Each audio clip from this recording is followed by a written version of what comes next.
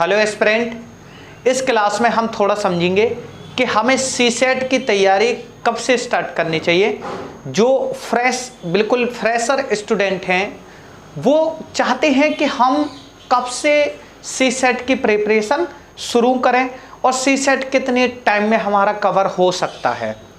इसकी बहुत सारे डाउट्स हैं इसको लेकर के कि हमें सीसेट कहाँ से कवर करना है और सीसेट किस तरीके में कवर करना है और सीसेट कितने महीने में कवर होगा। क्या सीसेट के लिए ज़्यादा टाइम देना चाहिए, क्या सीसेट हमें ज़्यादा टाइम लेगा या सीसेट हमें बहुत अच्छा स्कोर करने के लिए ज़्यादा मेहनत करनी होगी।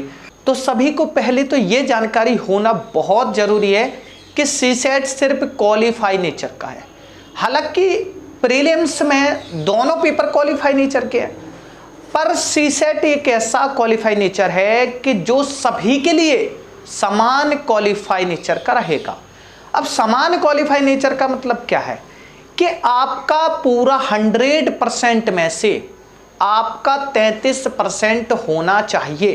33% यानी कि आप अगर लाते हो तो सीसेट आपका क्वालिफाई हो जाता है।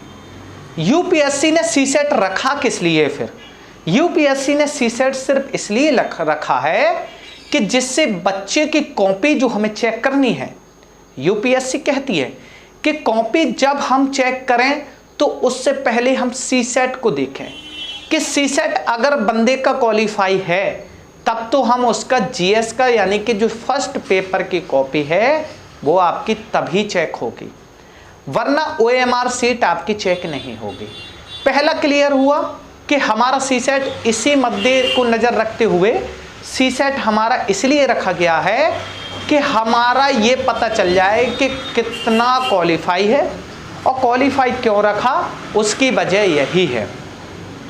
सीसेट क्वालिफाई हो जाते हैं आप, फिर इसके बाद आपकी मेरिट जिससे बनती है, जिस मेरिट से आप मेंस में बैठ सकते हैं, मेंस का एग्जाम लिख सकते हैं। ठीक है, ये हुआ पहली और दूसरी बात है क्लियर। दूसरी बात क्लियर ये है कि आपको क्वालिफाई करना है, इसमें हाईएस्ट स्कोर लाना जरूरी नहीं है। पर जीएस का कहीं ना कहीं यानी कि फर्स्ट पेपर जो है प्रीलिम्स में, उसको आपको मेरिट बनानी है तो आप निर्धारित कर सकते हैं प्रीवियस के रिजल्ट देख करके कि कट ऑफ कितना क्या है। पर मेरा ये मानना है कि जितने क्वेश्चंस आपको आ रहे हैं तो क्वेश्चंस कर लीजिए। अगर आपके डाउट्स नहीं हैं तो प्रीलिम्स का फर्स्ट जो पेपर है उसको अच्छे से सॉल्व कीजिए। पर सीसेट आपको उतना ही करना है जितनी उसकी आवश्यकता है। तो आवश्यकता कितने की है कि आप 27 से 28 क्वेश्चंस कर लीजिए और सीसेट आपका हो जाता है। और उसमें भी आपका क्या होना चाहिए कि नो डाउट्स होना चाहिए, यानी कोई डाउट्स ना हो आपका, तब तो आप बहुत अच्छे से 28 क्वेश्चंस में कट ऑफ कहीं ना कहीं आपका क्लियर हो जाएगा। ये है ना, तो आपका ये क्लियर हो गया। अब आती है बात तीसरे नंबर की, कब से स्टार्ट करना चाहिए।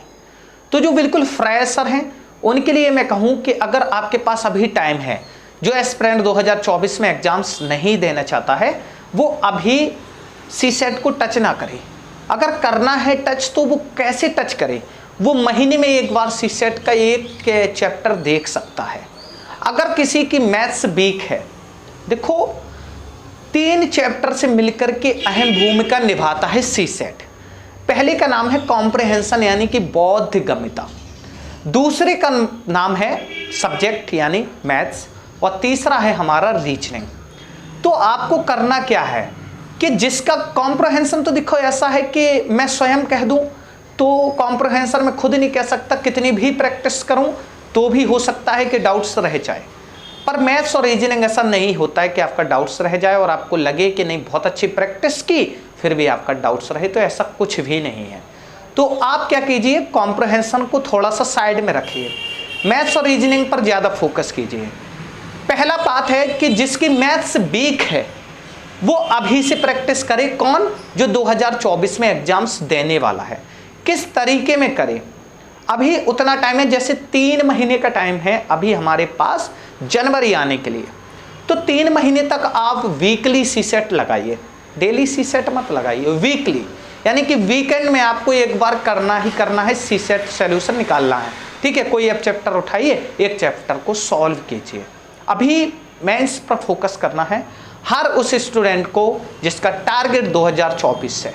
ठीक, तो सीसेट को आपको कैसे करना है, वीकेंड में, और जैसे ही जनवरी आ जाए तो जनवरी से थोड़ा सा वीकेंड की जगह आप एक हफ्ते में 2 बार सीसेट को लगाइए, और फरवरी से लेकर के रेगुलर हो जाइए सीसेट के साथ और प्रीलिम्स के जीएस फर्स्ट के साथ। ये आपको करना है। अब सीसेट कैसे पढ़ना है, क्या पढ़ना है, उसके लिए हम सीसेट लेकर के आएंगे और नेक्स्ट वीडियो के पार्ट में चलेंगे, उसमें हम सीसेट स्टार्ट करेंगे।